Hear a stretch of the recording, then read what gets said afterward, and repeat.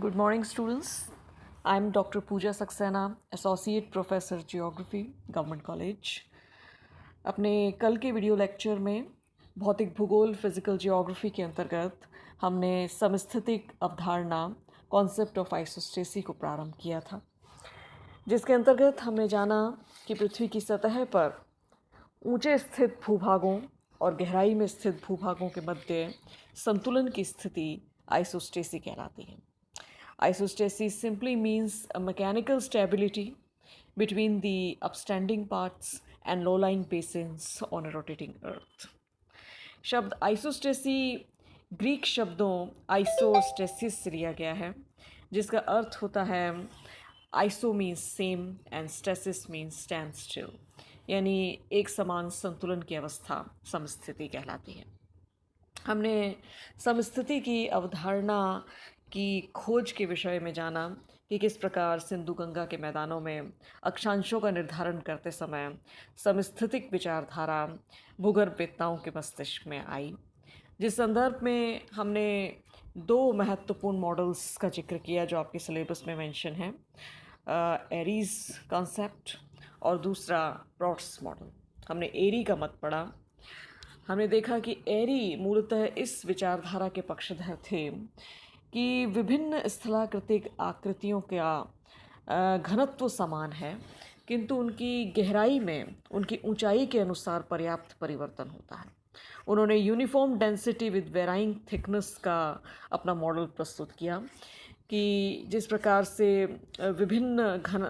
समान घनत्व वाले लकड़ी के टुकड़े जब जल में भिगोए जाते हैं तो वो विभिन्न गहराइयों पर डूब जाते हैं. ठीक उसी प्रकार से पृथ्वी की सतह पर संतुलन की अवस्था इस प्रकार बनी रहती है कि विभिन्न धरातलीय आकृतियाँ अपनी ऊंचाई के अनुसार नीचे की तरफ अपनी रूट रखती हैं.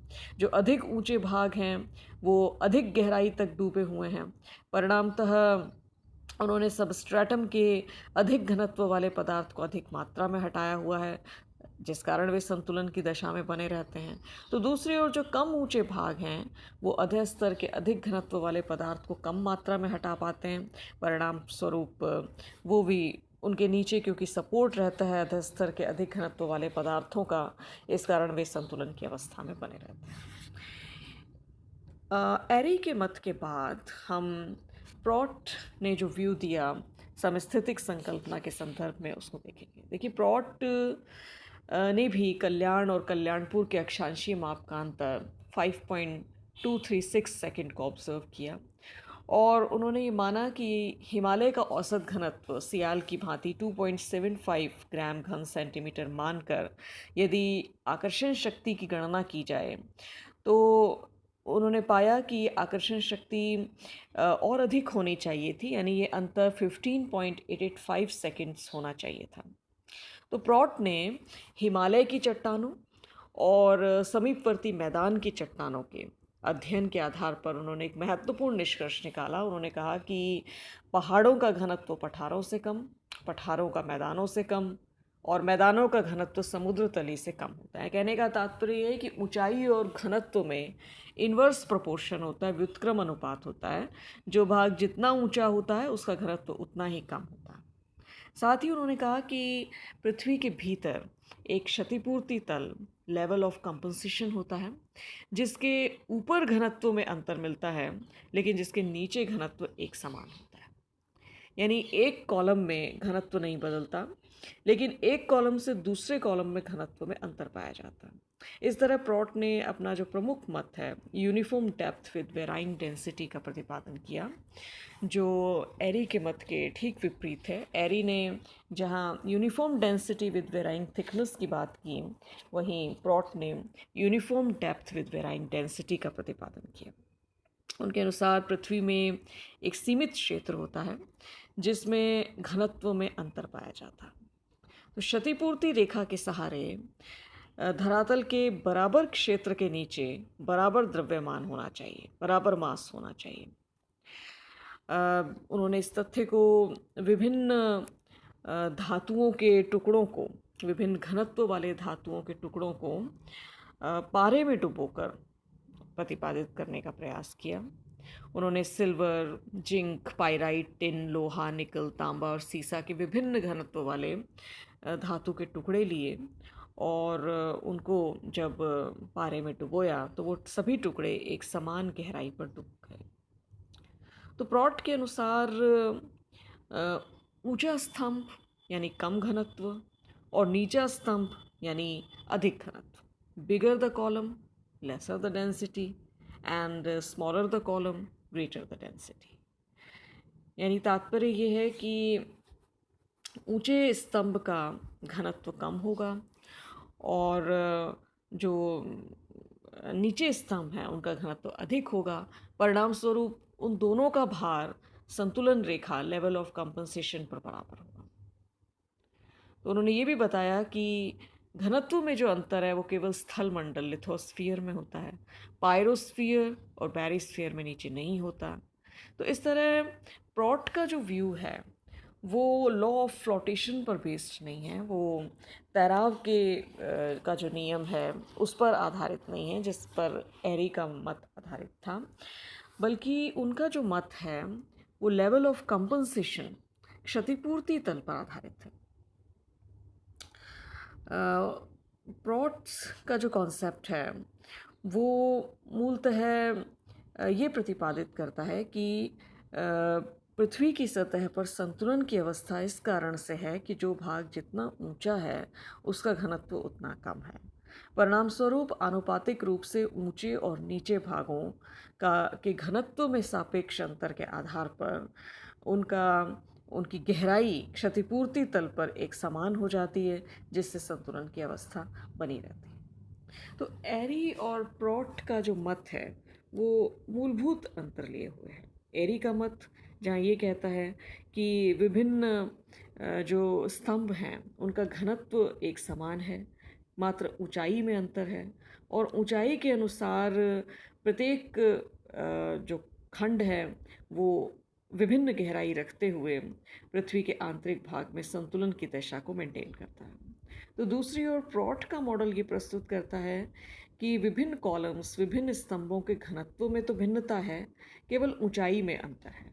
जो भाग जितना ऊंचा है उसका घनत्व उतना ही कम है। पर्वतों का घनत्व पठारों से कम है, पठारों का मैदानों से कम है, मैदानों का सागर तली से कम है, लेकिन प्रत्येक भाग लेवल ऑफ कंपनसेशन क्षतिपूर्ति तल के सहारे बराबर भार रखता है। ये मूलभूत अंतर है प्रॉट और एरी की संकल्पना।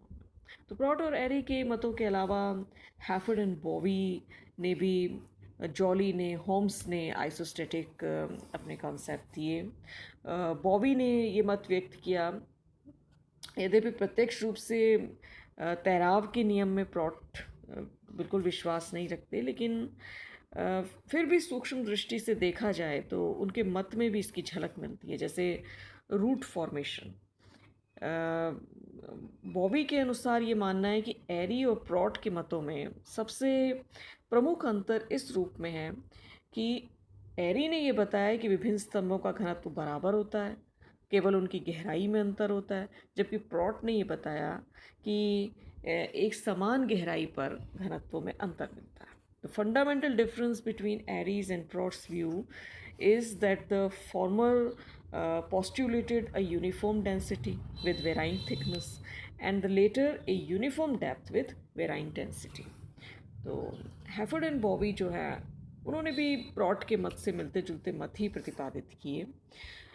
उनका भी ये कहना था कि भूपृष्ठ के नीचे अलग अलग घनत्व के भाग विद्यमान हैं, परंतु धरातल के नीचे की तरफ गहराई में एक ऐसा तल है जिसके ऊपर घनत्व में अंतर होता है लेकिन उसके नीचे घनत्व समान रहता है। तो उन्होंने इसे समतोल तल लेवल ऑफ कंपनसेशन बताया कि इस तल के ऊपर घनत्व और ऊंचाई में इन्वर्स प्रोपोर्शन होता है, वही प्लॉट की तरह। समतोल तल धरातल से 100 किलोमीटर की गहराई पर विद्यमान है। इस तल के ऊपर कम घनत्व वाले चट्टानी भागों की ऊंचाई ज़्यादा और ज़्यादा घनत्व वाले चट्टानी भागों की ऊंचाई कम होती है। तो जो आंतरिक मैदान है, पठार हैं, तटीय मैदान हैं, तट से दूर स्थित भाग के जो भाग हैं, तो उनकी ऊंचाइयों में पर्याप्त अंतर है, लेकिन उनका संतुलन घनत्व की भिन्नता के आधार पर हो जाता है। तो इस प्रकार से हैफर्ड एंड बॉबी ने एक प्रकार से प्रॉट के मतों का समर्थन ही किया। उसके बाद जो जॉली का मत है वो भी हैफर्ड एंड बॉबी के मत को ही हैफर्ड एंड बॉबी ने जो मत दिया उसको क्रिटिसाइज करता है। और उनका जो मेन ऑब्जेक्शन है वो है 100 किलोमीटर की जो डेप्थ बताई इन्होंने, डेप्थ ऑफ कंपनसेशन की उस पर। तो उनका वही ओपिनियन है कि temperatures would be so high that all rocks would melt and become liquid on at such a depth. According to Jolly, there is 16 kilometer, 10 miles thick layer below the areas having similar low density. The areas of low density penetrate into the thick layer, while where the surface rocks are of higher density, the heavier material uh, below rise to higher levels. So Jolly thus conceived the level of compensation not as a straight line surface but as a zone of compensation. This view is much closer to the flotation theory of Airy. So in the opinion of Jolly, the Earth's crust consists of lighter materials, Sial, whose average density is 2.67 gram per centimeter. Below this is the Sima, whose density is 3. The Sial is floating over the Sima like iceberg. Thus, these views are in conformity with the model of the Earth's crust, in which the lighter continental masses float on a denser substratum. तो jolly का जो मत है वो एक तरह से एरी के मत के करीब बैठता है, जिनका माना कि हल्के होने की वजह से जो महाद्वीपीय भाग हैं वो महासागरीय तली के ऊपर फ्लोट करते हैं।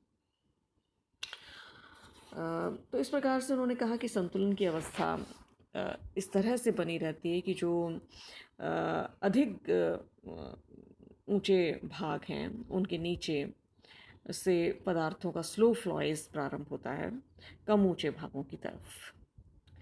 तो भूपटल पर जो संतुलन की व्यवस्था है उसके विषय में अगर हम बात करें तो उसे पूर्ण रूप से नहीं देखा जाता, क्योंकि जो भूगर्भिक शक्तियां हैं वो उसमें अव्यवस्था स्थापित करने में हमेशा कार्यरत रहती हैं, और जो संतुलन है वो स्थानीय होता है या प्रादेशिक होता है, इस पर बहुत मतभेद हैं।